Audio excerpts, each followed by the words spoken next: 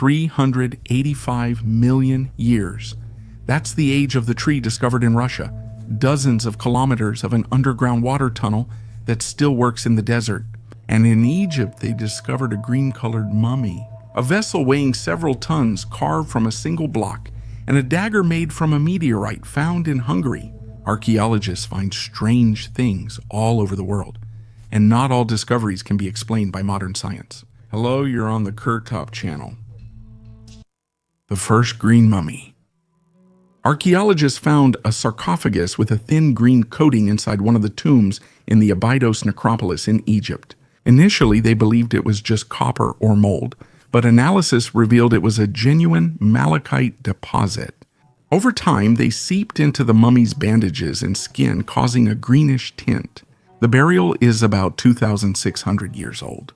Inside lies a man, identified by his bones and possessions as wealthy, but not a pharaoh. Amulets, offering vessels, incense, and remnants of oil used before mummification were found in the tomb. The mummy turned green over centuries due to copper salts in the mixture. For Egyptians, green symbolized Osiris's rebirth, vegetation, and eternal life, not just decoration. Even in this accidental chemical reaction, there's symbolism. The body became literally, not just metaphorically, eternal. Copper compounds could have entered the tomb from jewelry, vessels, or pigments used during the burial. But the result itself looks so unusual that the mummy received the unofficial name Green, the eternal patient. On January 12, 1967, professor of psychology James Hiram Bedford became the first person to undergo cryopreservation. The preparation took place under extreme conditions. The body was cooled with ice, cryoprotectants added via the vascular system, then placed in dry ice and stored long-term in liquid nitrogen at minus 196 degrees Celsius. In the following years, repeated transport of the remains made maintaining proper conditions difficult. Relatives and enthusiasts provided nitrogen at their own expense until 1982, when the body was placed in permanent storage in Alcor. The 1991 examination noted soft tissue damage and defects from early primitive cryoprotection protocols by modern standards. Modern specialists consider the likelihood of successful revival to be extremely low. The procedure began after legal death. Brain tissue vitrification was incomplete, causing ice microcrystallization and irreversible structures. However, Bedford's story influenced the movement. Currently, hundreds of bodies and neuropreservations are stored in cryo companies in the United States and Russia, with thousands more signing up for the future. Scientifically, the case is a historical precedent showing the organizational, ethical, and technological limits of mid-20th century cryonics. When assessing prospects, actual tissue preservation parameters matter more than expectations. The first forest appeared in Russia, the first in Russia near Luga. They discovered something in the Tolmashevsky quarry that you'd expect in textbooks, not in quarry sand. A petrified stump with real roots. It's about 385 million years old. This is the late Devonian period, a time when land was just beginning to turn green. Initially, everyone believed it was a Prototaxites, the well-known ancient column-shaped organism from this area. However, the roots confirmed it's not a column fungus but a tree. An amateur paleontologist discovered a large Prototaxites in the sand, realized it wasn't an ordinary stone, and showed it to experts. Then SPBSU scientists joined, excavated, documented, and sent the specimen to the lab. By examining thin sections and tissue structure, they can more accurately determine the species and age. The early forests here were important. Their roots stabilized soil, altered water flow, and affected the carbon balance. This marked the start of the forested planet we know today. You could use many scientific terms, but basically the scientists searched for a giant fungus and instead found the ancestor of our forests.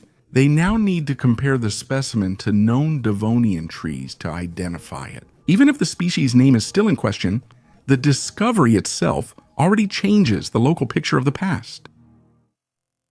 The mysterious steel sanatorium. In Cleveland on the shore of Lake Erie in 1928, a giant steel sphere about 20 meters high with 38 rooms inside began operating. The structure was built with funds from industrialist Henry Timken at the initiative of Dr. Furman Cunningham, an anesthesiologist who believed that excess pressure and an oxygen mixture could treat a wide range of diseases. The 5-story building had living rooms, bathrooms, and a powerful climate control system, 3 compressors, 2 boilers, a 27-ton ammonia cooler, and filters to control pressure, temperature, humidity, and circulation. Cunningham's method was based on the mistaken assumption that many diseases are caused by anaerobic bacteria and can be treated with oxygen under pressure. The year the Bureau of Investigation was founded, the American Medical Association called the project commercial, not scientific. In 1934, James Rent Jr. bought the facility and renamed it the Ohio Institute of Oxygen Therapy. But a steady patient flow never developed. 2 years later, the complex was resold and unsuccessfully operated as a clinic. In 1942, the steel sphere was taken apart for military metal needs. Cunningham's ideas about cancer, diabetes, and universal healing were not confirmed. However, hyperbaric oxygenation saw limited use for decompression sickness, carbon monoxide poisoning, and some tissue healing issues. This is no longer related to the steel sanatorium. Continuation. Shiva's gold.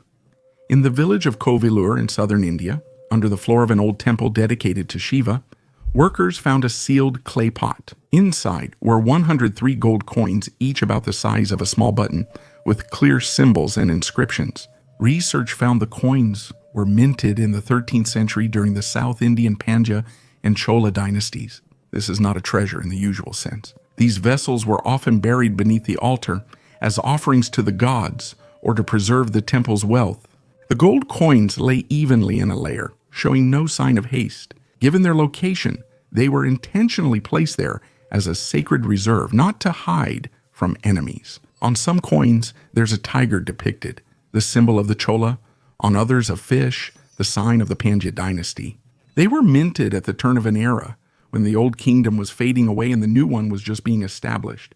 Perhaps that's why the gold ended up here, as a symbol of transition, under the protection of the temple. Numismatists are now studying the coins, comparing their alloy dye and ornamentation. These findings help reconstruct both the economy and trade routes.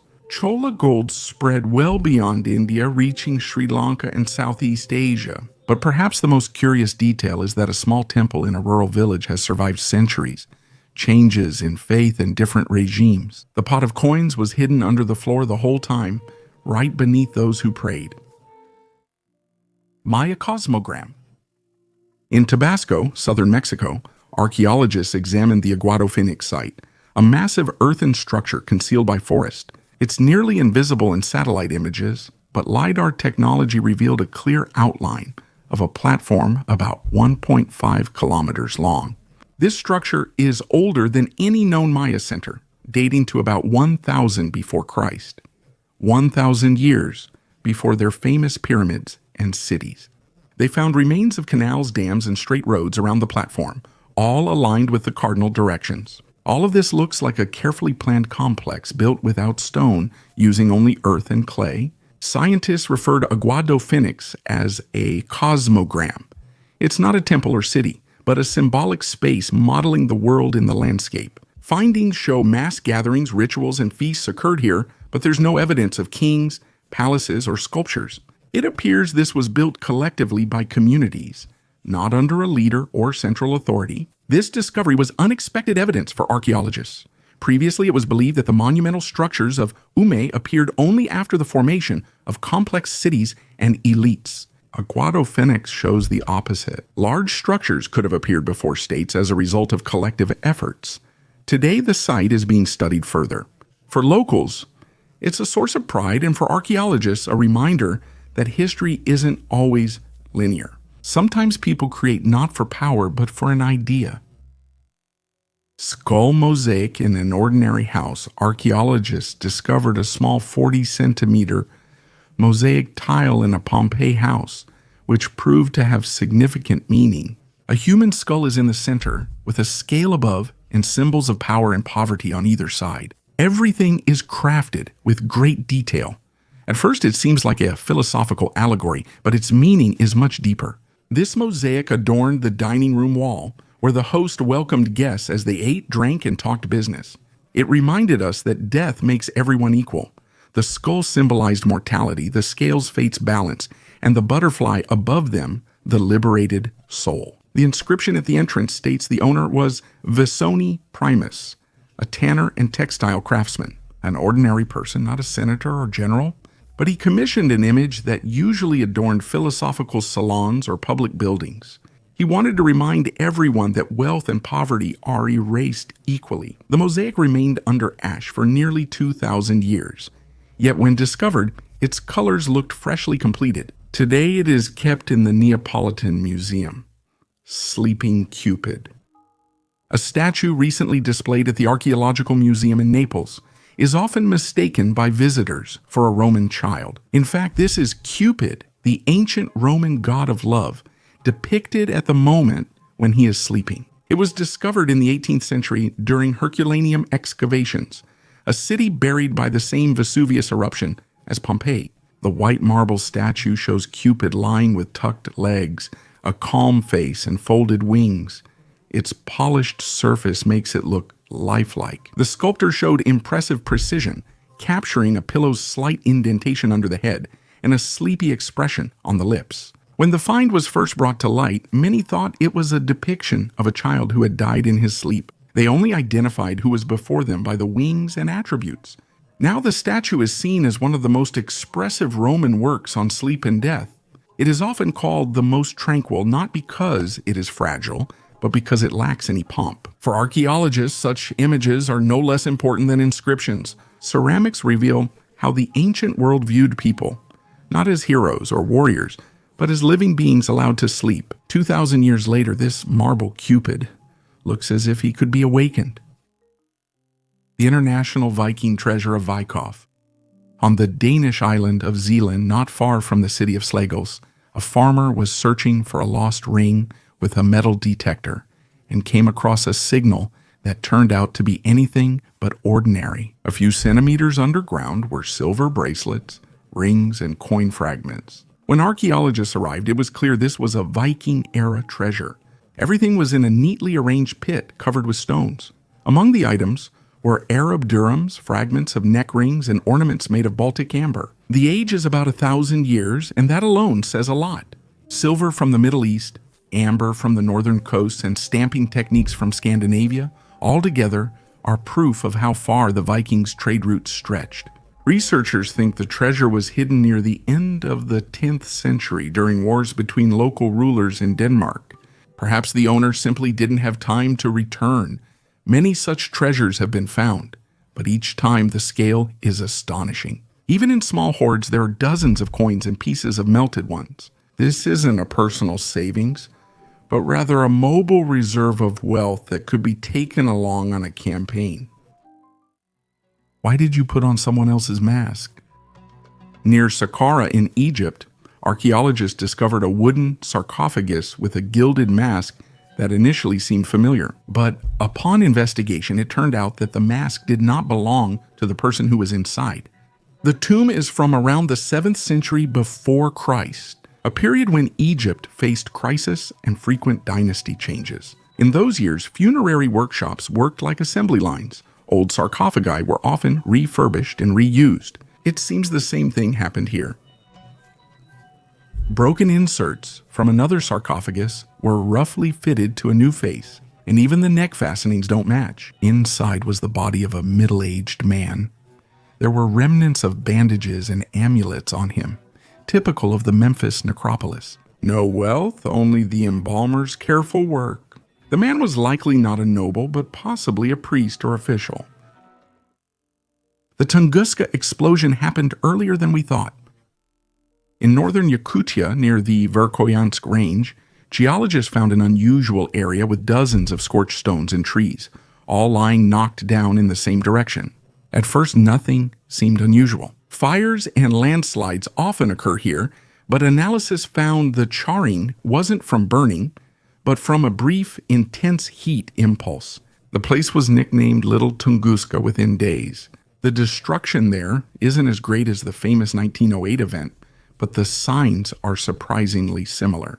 The radial melted taiga pattern, fused quartz beads, and traces of rare metals like iridium and nickel, all are typical of cosmic impacts. Researchers are cautious in their conclusions. This could be the trace of a meteorite that broke up in the atmosphere with only the shock wave reaching Earth, or maybe it's part of a large impact belt linked to the same event as the Tunguska explosion. A direct link isn't proven, but the chemical makeup is similar.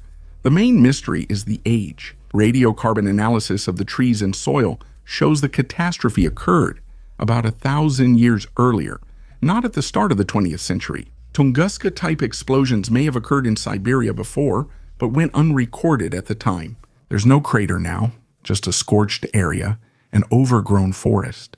Scientists still collect samples. Even if the explanation is simple, our planet has recorded more impacts than we usually realize.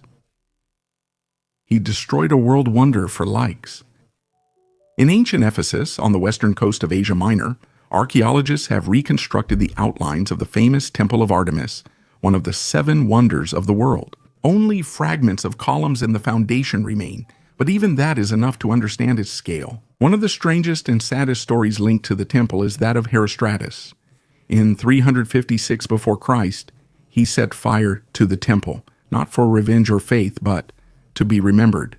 Herostratus sought fame, even at the cost of his life. The temple burned down on the same night, according to legend, that Alexander the Great was born. The fire destroyed a major ancient structure and became an example of senseless destruction. After the fire, Ephesus authorities banned mentioning Herostratus' name under penalty of death, but this only ensured his name survived.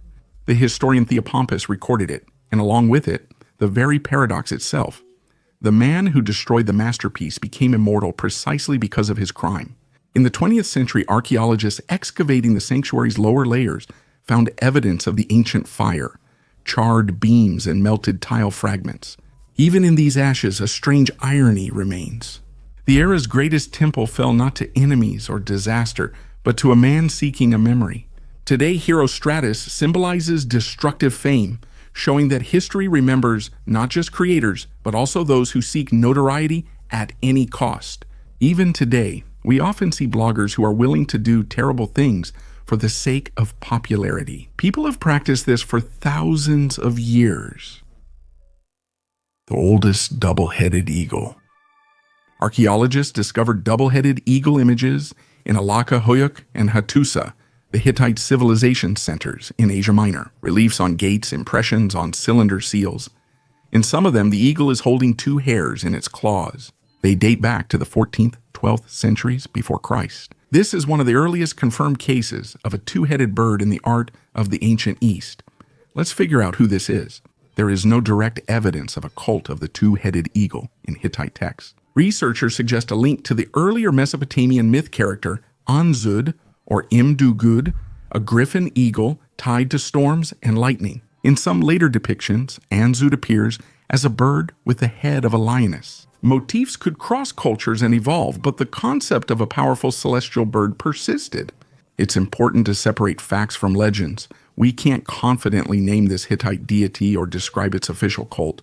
There are limited sources, but the double-headed eagle, symbolizing power and protection, appeared in Hittite art long before Byzantium, the Seljuks, and Rus. It occupies guard positions on gates, at passages, next to scenes of rulers. In ancient and medieval times, double-headed birds appeared on seals, fabrics, and shields. For the Byzantines, the symbol represented the origins of the East and West empires. The Seljuks saw it as a sign of royal power and protection, while later Eastern Europeans connected it to statehood. Its origins go back to antiquity, where there are fewer specific interpretations than images. Dagger from Fenyo. During construction work in the north of Hungary, in the village of Fenyo, archaeologists found an iron dagger that is more than 3,000 years old. The weapon lay in an ancient burial beside ceramics and jewelry. This isn't unusual. Such items are common in the Bronze Age, but this specimen was special. The blade is made of iron of meteoritic origin. Analysis showed a characteristic ratio of nickel and cobalt, exactly what is found only in extraterrestrial alloys. The weapon was made from a fallen fragment. The find dates back to around the 13th century before Christ. which is long before people learned how to smelt iron from ore. Meteoritic metal was the sole source of iron then, rare, costly, and nearly sacred. Only elites or priests could own such items. Similar daggers are found in other regions, from Mesopotamia to Egypt. The most famous example is Tutankhamun's tomb dagger. They are all made according to the same principle: wrought metal not melted but cut and polished by hand. Scientists suggest that weapons made from celestial iron were seen as a sign of a special connection with the gods. At that time, there was no way to explain the origin of this metal, so it was valued not for its strength, but for its origin. The Thames Shield. In 2019, during construction work on the banks of the Thames in London, an object was found that instantly made headlines. It was a shield, not made of bronze or iron, but of wood about 2,400 years old. This was surprising, as it was thought wooden shields couldn't last so long, especially in river sediments. The shield turned out to be made of willow planks, fastened with leather and a thin layer of painted limestone. The surface is decorated with red and black patterns, concentric circles typical for daggers, and in the center, a convex boss, the core of which protected the hand. Traces of repairs are visible, including clamp marks, patches, and resin streaks on the wood. Evidence shows the item was for combat, not decoration. For archaeologists, it was a significant discovery. Until then, it was believed that Iron Age warriors in Britain used only bronze or metal shields. Wooden ones were mentioned in sources, but there was no direct evidence. Now they have been found and in excellent condition. The researcher notes the shield's design was ingeniously crafted. Light, strong, and flexible, ideal for close combat. Laboratory tests showed that it could withstand strong blows, and its shape helped absorb the energy. A stone tower. In Sardinia and Baramini, there stands a strange structure, a 3-story tower made of huge stone blocks. No cement, no arches, no metal. Everything holds together by weight and precision. This is Sunuraxi, the center of the ancient Nuragic culture from over 3,000 years ago. The tower is encircled by smaller towers linked by walls with a well carved into the rock inside. It is 15 meters deep, and there's still water in it to this day. Scientists think the Nuraga was a fortress, a power symbol, and possibly a gathering place. Sunuraxi is notable for being almost fully preserved.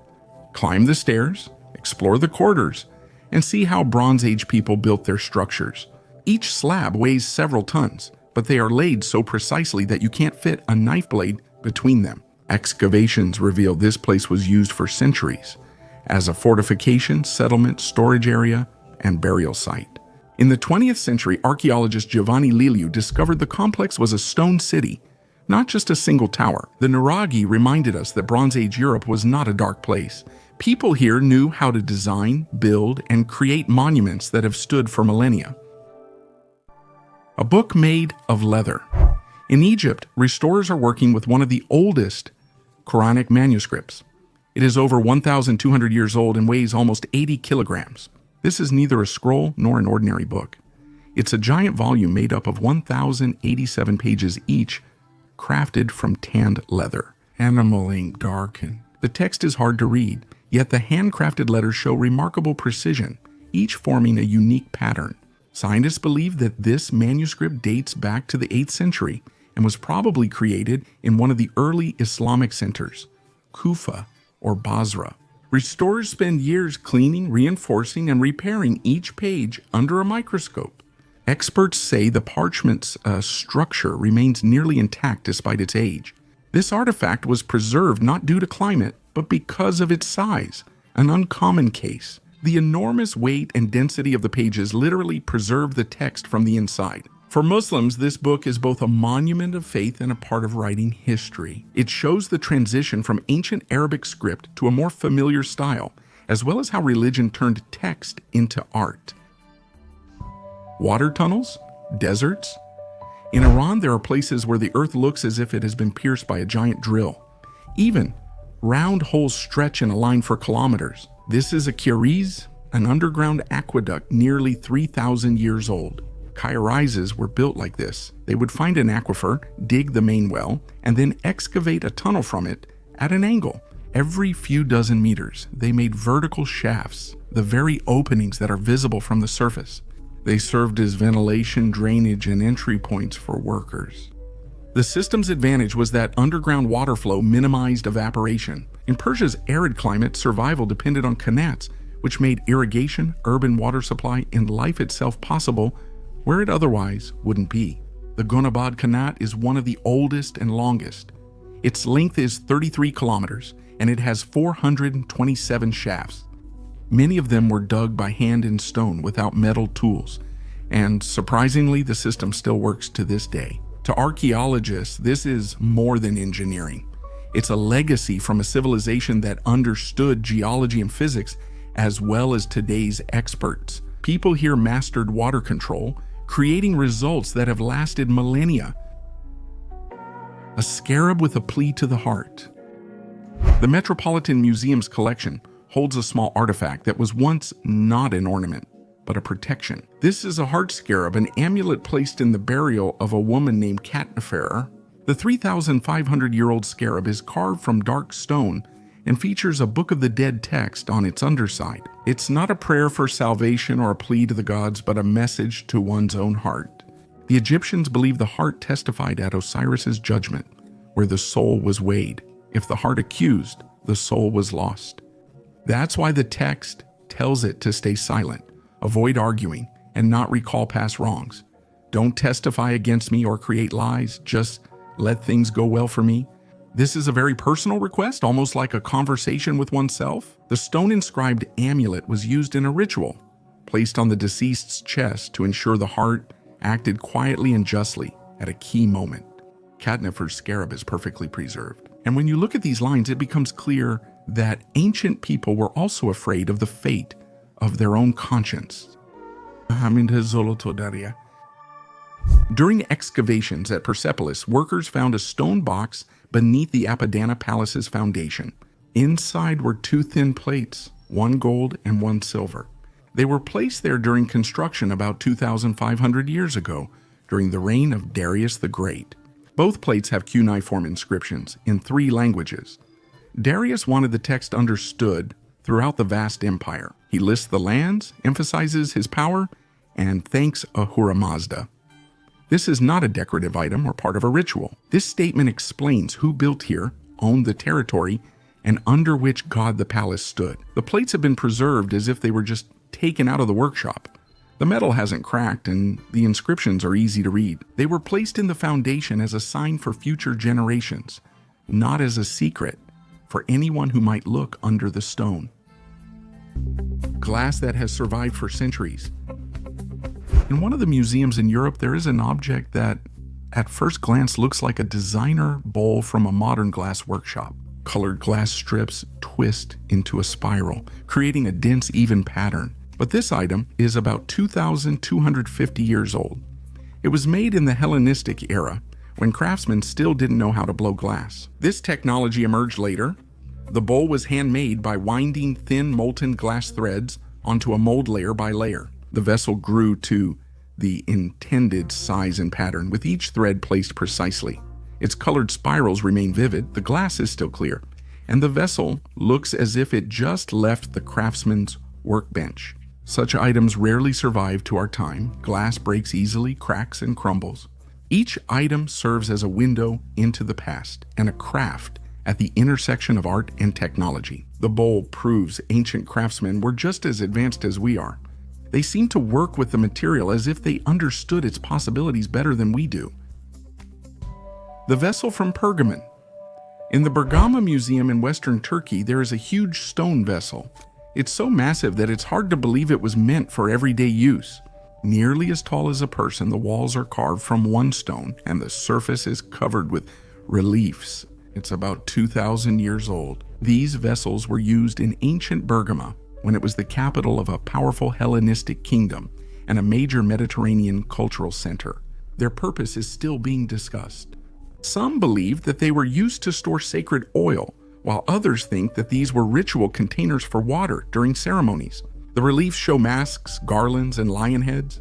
The details are so precise you can see the fur's texture and fabric folds. And that's considering the master had to work with stone, not bronze or wood. The main question is how such vessels are moved. They weigh several tons. They are found in temples, on terraces, and near sacred springs. Someone carried them up the steps, set them on pedestals, and made them part of the complex's architecture. Pergamum is famous for the altar of Zeus and a library that rivaled Alexandria's. 4 to 6 million seashells. In 1835, a resident of the town of Margate in Kent, England, was digging a small pond in his yard, a typical place for ducks. Nothing unusual until the ground suddenly gave way, revealing a narrow tunnel about 30 meters long. It led to an underground chapel whose walls left everyone speechless. The ceiling, walls, arches, even the floor, everything was covered with shells. Not tens of thousands, but millions. Researchers counted about 4.6 million seashells, oysters, mussels, cockles, and scallops from Kent's coastal waters. The main mystery is who did all this and when. The style recalls the Middle Ages with Gothic arches and chapels, but the grotto may have been dug in the 18th or 19th century when wealthy eccentrics enjoyed secret rooms and artificial underground chambers. The construction date is unknown. The shell pattern covers about 190 square meters with each fragment laid by hand. The grotto is privately owned but open to visitors. For nearly 200 years, no one has answered the main question. Is it an ancient cult site or just the whim of a wealthy man leaving a centuries-old mystery? How can you become a millionaire starting with $500? A story that starts out as a comedy but ends almost like a crime thriller. In the United States, there's been a simple rule for decades. If you don't pay for your storage unit, everything inside goes to auction. Buyers can't tell what's behind the door, junk, old magazines, furniture, or something life-changing. A man in California bid $500 on a storage unit. When opened, he found a locked safe and called experts. 2 people tried to open it, but only the third succeeded. Then everyone was shocked. Inside was $7.5 million in cash. The bills were old but in perfect shape, as if just from the bank's reserve vaults.